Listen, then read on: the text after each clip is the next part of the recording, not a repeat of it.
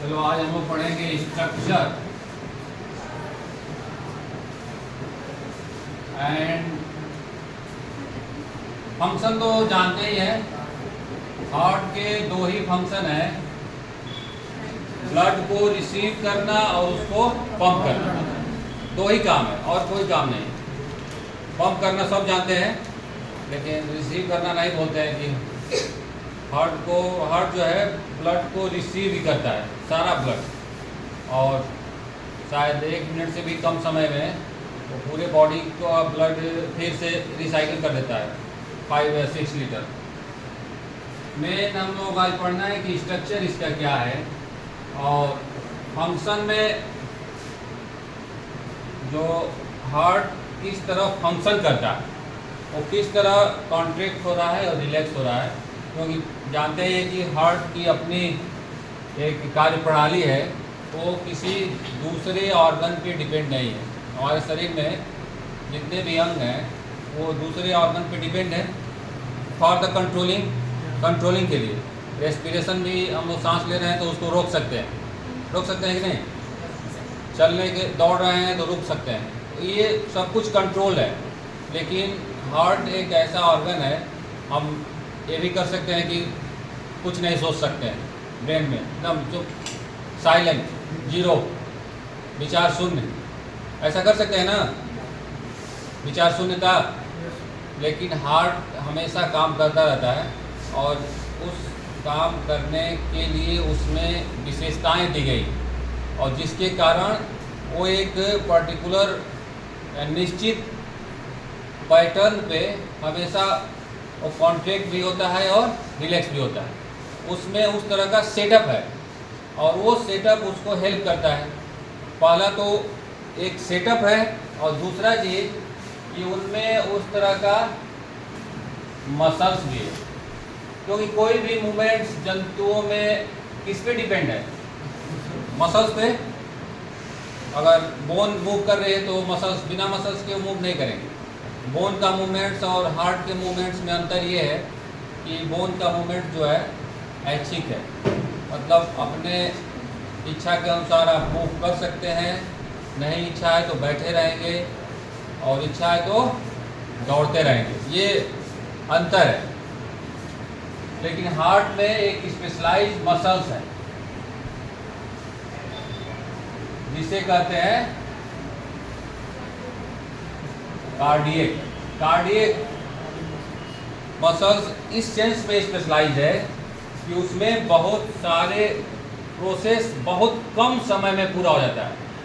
अब skeletal muscle में कुछ ना कुछ टाइम लगता ही लगता है, लेकिन जो ब्लड को पंप करना है और फिर ब्लड को रिसीव करना है, हार्ट अपनी साइकिल 0.8 सेकेंड में पूरा कर लेता है। ये एक इम्पॉर्टेंट क्वेश्चन भी आता भी है कि हार्ट अपनी साइकिल कितने समय में पूरा कर लेता है। 0.8, इसीलिए 1 मिनट में 72 बार वो धड़कता है। बताइए आप लोगों को। तो ये मसल्स जो है, जैसे मसल्स एक फाइबर है, आप पहले से जानते हैं कि स्केलेटल मसल्स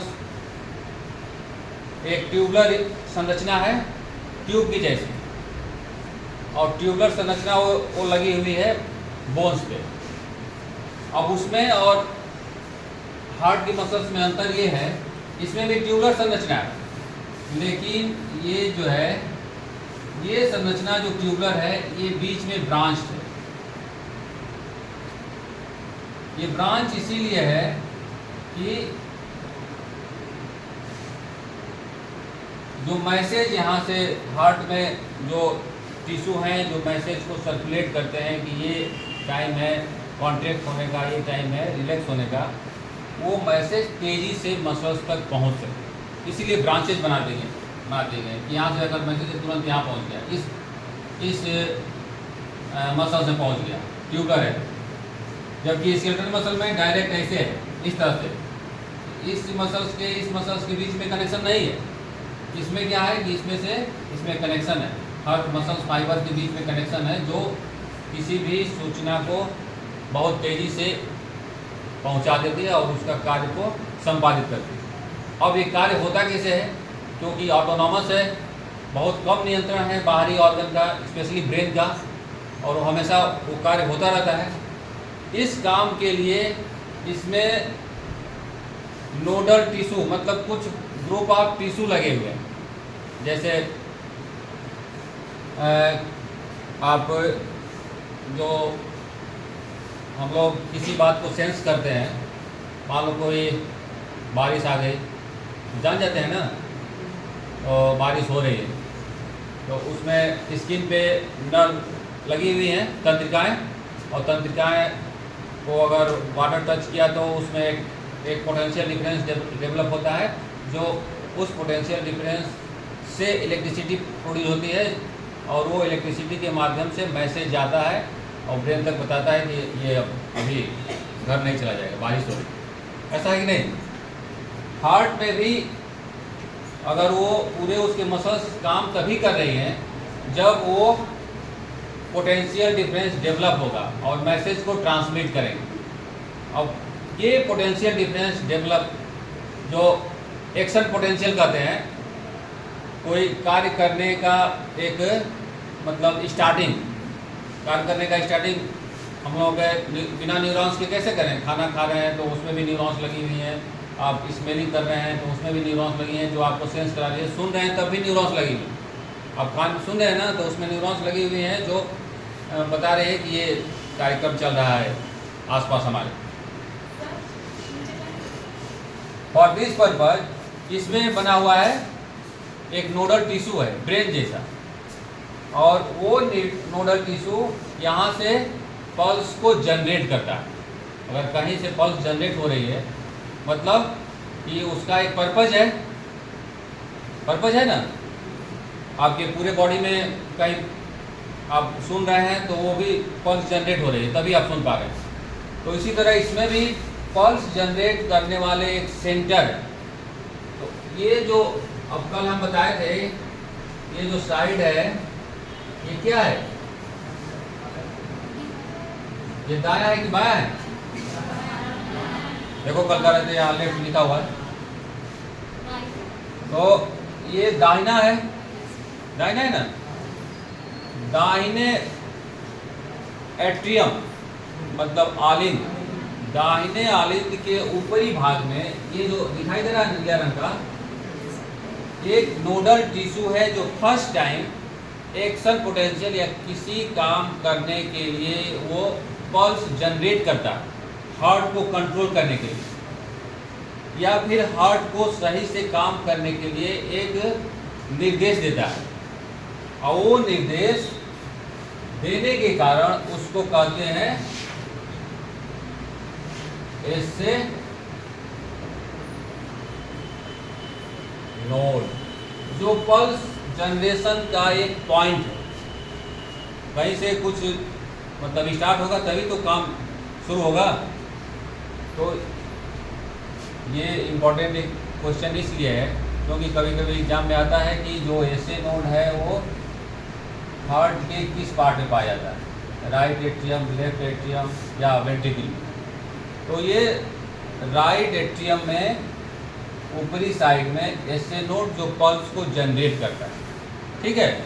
ये जनरेट करके अब जब पल्स जनरेट करता है तो इसे कहते हैं हार्ट का पेस मेकर। ये हार्ट का पेस मेकर है।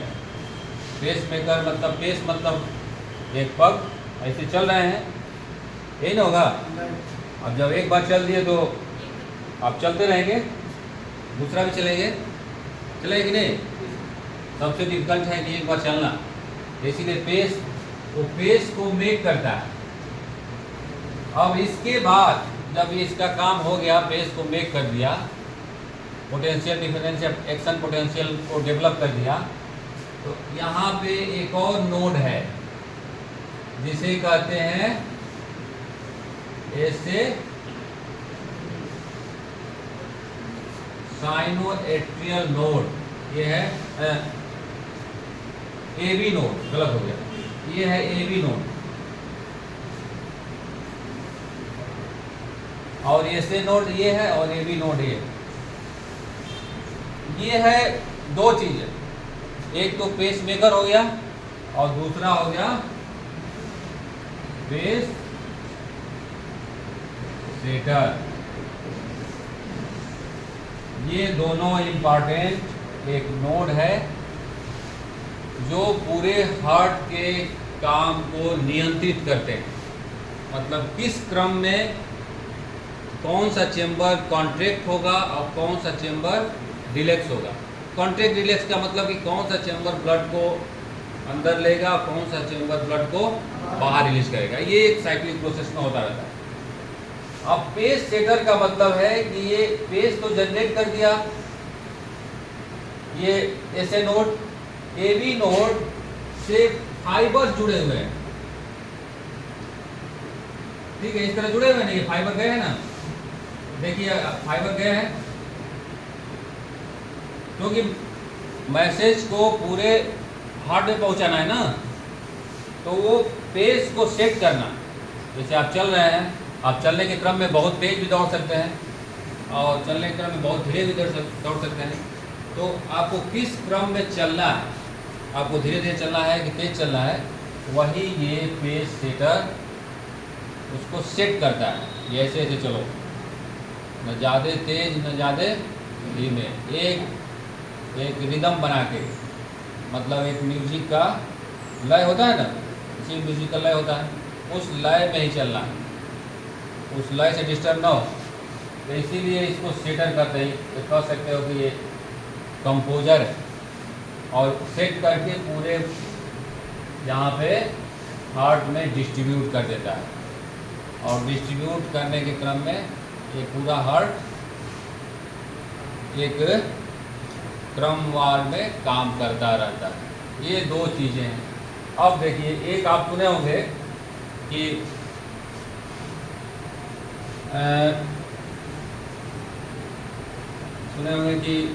ECG, सुने ना ECG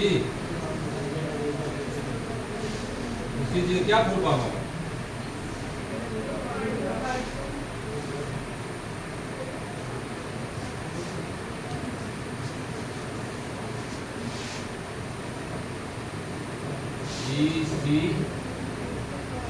बहुत लोग कराएंगे, कराए तुम लोग? ऐसे कराते हैं, उसमें बहुत पॉइंट्स लगाते हैं, यहाँ से यहाँ तक, किक में भी लगाते हैं। इलेक्ट्रोकार्डियो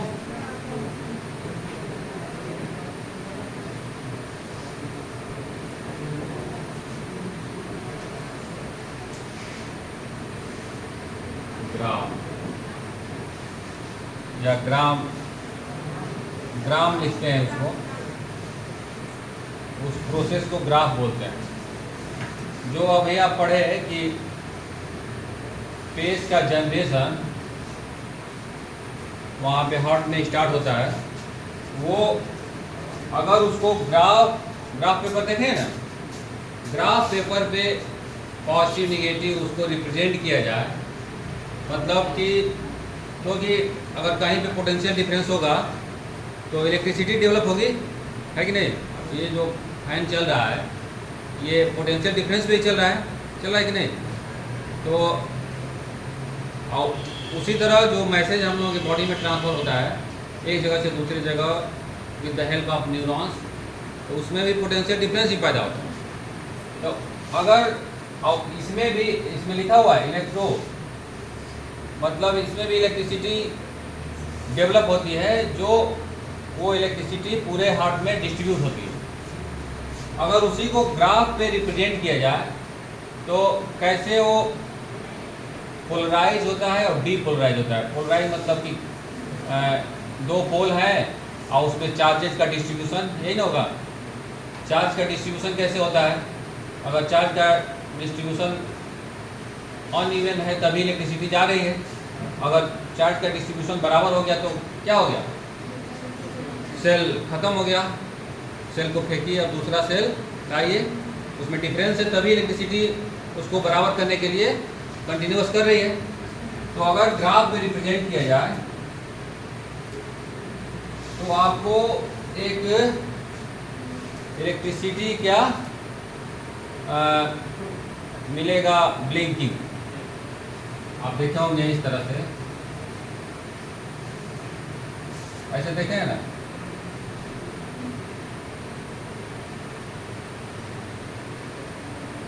ऐसे देखे कि नहीं बना हुआ।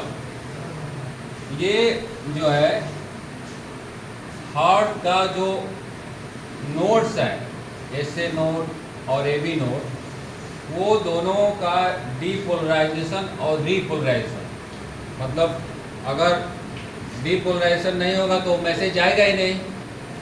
अगर सेल में चार्ज खत्म हो जाए तो उसमें इलेक्ट्रिसिटी जाएगी, रिमोट काम करेगा? नहीं करेगा। तो उसको हमेशा डीपोलराइजेशन रीपोलराइजेशन होना पड़ेगा। तो ये उसका यहाँ से लेके डीपोलराइजेशन और रीपोलराइजेशन का इंडेक्स है। अगर वो सही चल रहा है, इलेक्ट्रिसिटी सही जनरेट हो रही है और फिर से बनने का प्रोसेस में सही काम कर रहा है, तो ऐसे आपका इलेक्ट्रो ईसीजी प्राप्त होता है। मतलब हार्ट में जो मैसेज का डिस्ट्रीब्यूशन और जेनरेशन दोनों सही हो रहा है, तो ये मतलब हार्ट सही से काम कर रहा है। अब कभी कभी आप देखे होंगे मूवी में कि मूवी में ऐसे दिखाता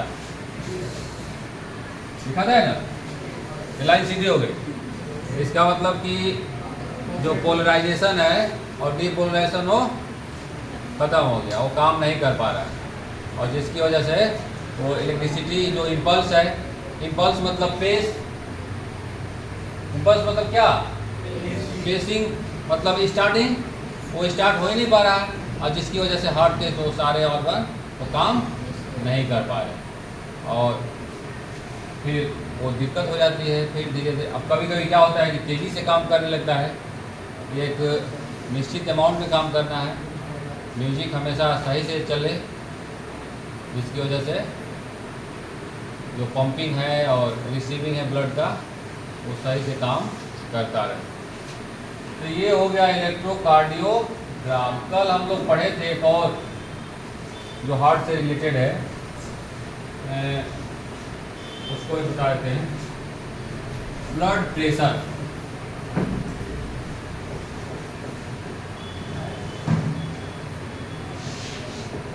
ब्लड प्रेशर क्या होता है?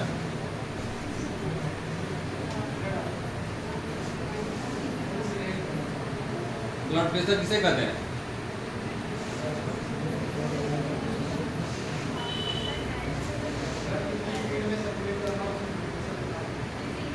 प्रेशर मतलब कहीं पे दाब, तो वो ब्लड कहाँ दाब दे रहा है? हाँ, हम जब मापते हैं स्टेनोमैनोमीटर से, तो वो कहाँ का प्रेशर रहता है? आर्टरी और वेन। स्पेशली प्रेशर आर्टरी पे ही होता है, वेन पे प्रेशर नहीं होता। अब जो प्रेशर है, pressure applied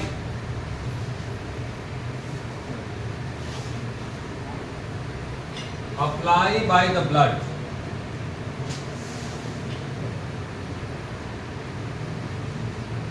towards artery, while during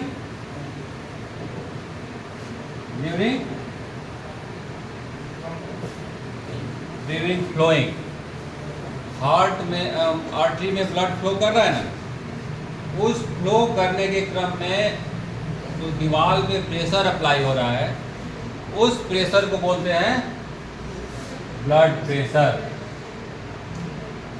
और उसी को माप के हम लोग अपना ब्लड प्रेशर बढ़ाते घटाते रहते हैं। कौन बढ़ाता है? डॉक्टर। अब उसमें हम लोगों को एक आइडियल स्टेट है कि इतना रहना चाहिए, अगर इतना नहीं रहे तो फिर क्या होगा? ब्लड प्रेशर हाई हो गया, ब्लड प्रेशर लो हो गया, और ये मेडिसिन लो, वो मेडिसिन लो। और जो कल बताए थे कि सिस्टोल 80 और डायस्टोल इतना होना चाहिए, ब्लड प्रेशर इतना होना चाहिए आर्टरी के वॉल में। अगर इतना नहीं है तो फिर प्रॉब्लम। ये सारी कहानी है हार्ट के फंक्शन का, और कुछ नहीं है, ज़्यादा पढ़ना भी नहीं है।